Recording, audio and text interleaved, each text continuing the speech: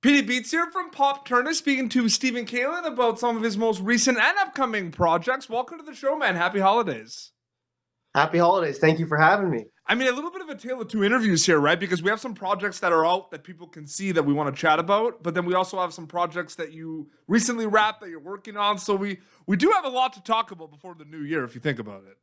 Oh yeah, big time, man. I kind of want to start because recently, I feel like you have this mindset because you recently have kind of filmed these projects and they haven't been out yet. But I'm just curious, the journey of kind of reading a script and then actually going and filming it, for you, are those two separate journeys from a storytelling acting perspective, or are they all one kind of big journey for you?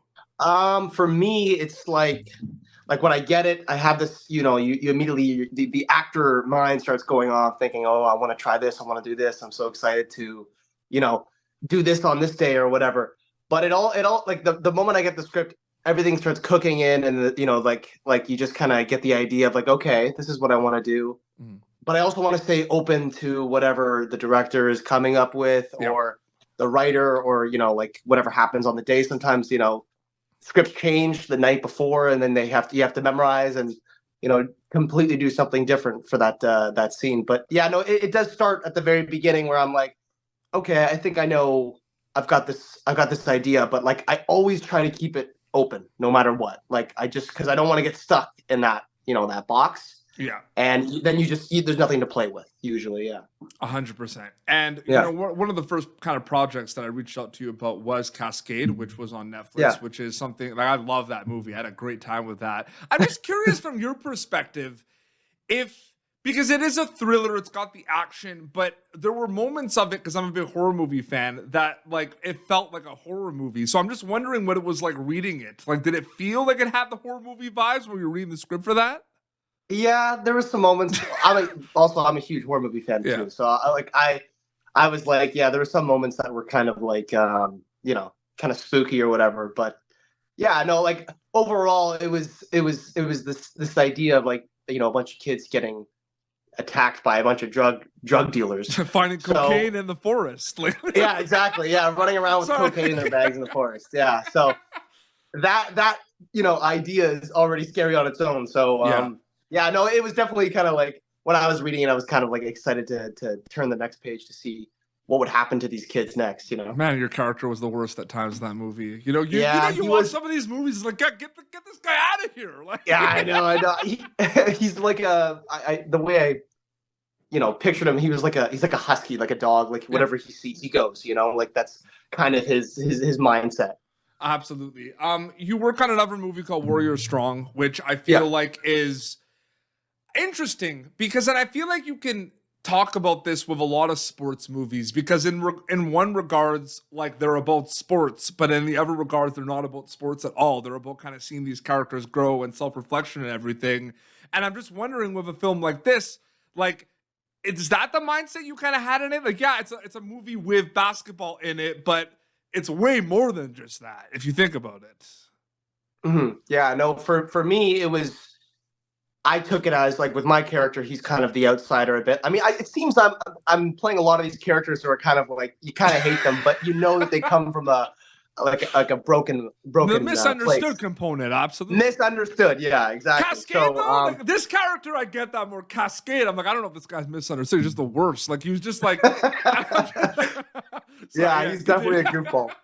Yeah, but Warrior Strong, I get what you're saying for sure. Yeah. Yeah. So but that one, I knew I was doing a sports movie. Mhm. And like for the first read, I had like 2 lines in the audition, and then they brought me back in, and then I read for this character named Gunner, and then we started working table reads and started working with the crew and the team, and it was like we all just clicked and got along. Obviously on set, like we were like really really tight, like a family almost. And 100%. Great cast. You, Jordan, Harlan, great cast. oh yeah, no, they were all awesome. Like Jordan was amazing. He was like such a great leader. Like he was really good. But in regards to like it being a sports movie, Yeah. like it was like yeah, it was like when I read it, it's like those classic sports movies that you always Yes. watch, like Mighty Ducks or whatever it is. And Oh yeah. I knew what it was, and I I knew what character I had to bring to life for that, and I think that that was what I was trying to do. I was trying to be the outsider, the bully, the mean guy, misunderstood, coming from a broken home kind of idea. So that's what I knew I had to do for this to make it come to life.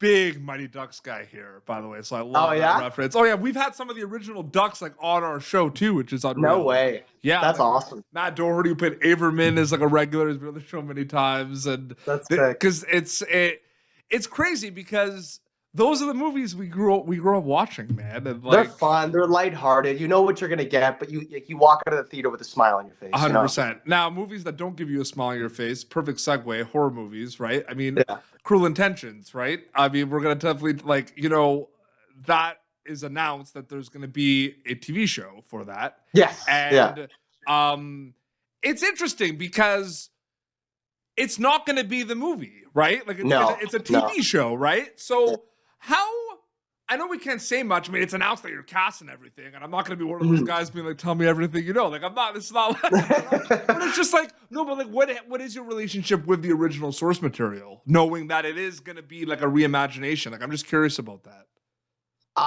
When I got the audition, and it was originally for the lead character, and I was like, oh, cool. I never even heard of it, and then I paged my girlfriend about it, and she told me that.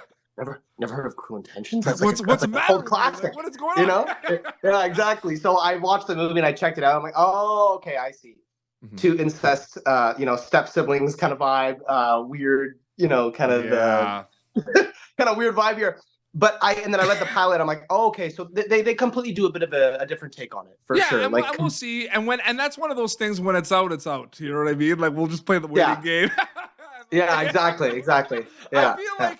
No, it's just because it's like I'm a big horror, like we said, like I'm a big horror movie guy, and you recently wrapped a horror movie that's shooting in Toronto called Whistle, which I'm really excited about as well, and a lot of project, dude. A big year for you, man. Like congratulations, seriously. This has been definitely like my biggest year so far, so I'm hoping 2024 is even bigger for me. Absolutely. So, it makes you want to just kind of. It's cool to see like 2023, and then it gives you just all this motivation of like.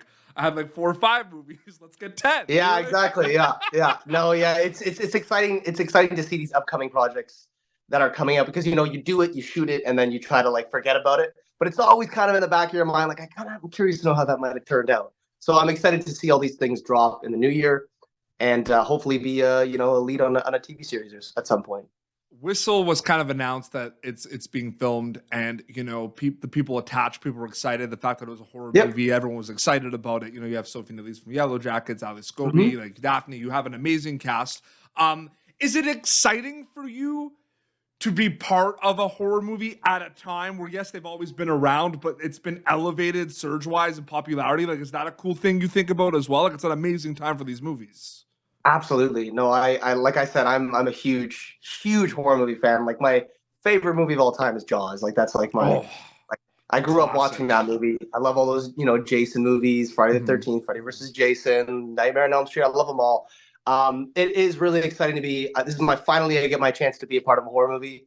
And it's been very exciting to, see the whole thing come together, like the team, everybody, like the effort it comes in, like the prosthetics, the makeup, and the monsters that you're gonna see. Like it's really exciting stuff, and I'm really looking forward.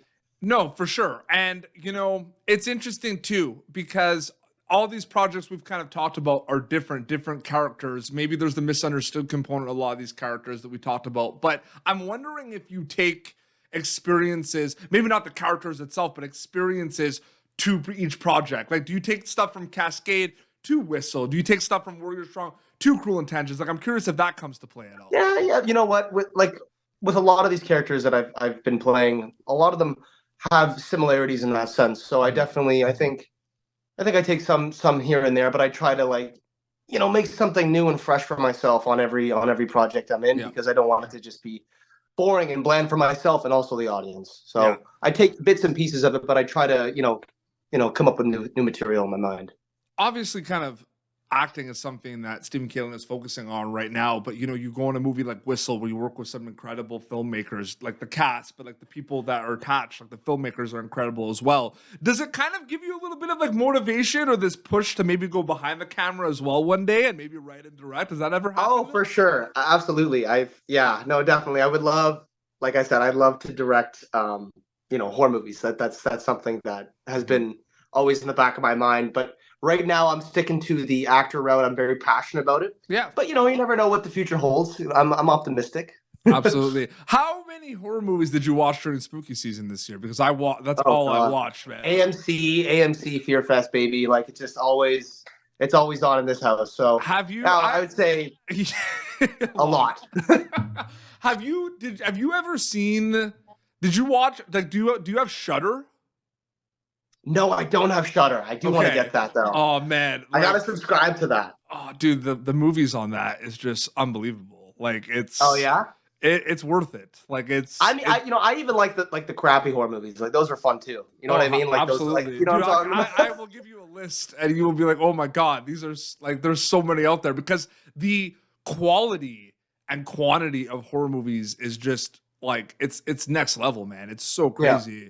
I'm a creative as well, so like I'm always like getting inspiration as well for stuff. Yeah, so oh no way, that's awesome. So it's pretty crazy in that regard. And then kind of last question a little bit. I mean, we're looking into kind of the new year and everything. I mean, goals and everything. But I'm saying like as a kind of a storyteller, what is something that's been the most exciting thing for you from that perspective? What excites Stephen Kalyn about being a storyteller? Because that's what you are. You're a storyteller. Like you talk about the actor, but that's what it is. Yeah. So what's the most exciting thing about it, would you say?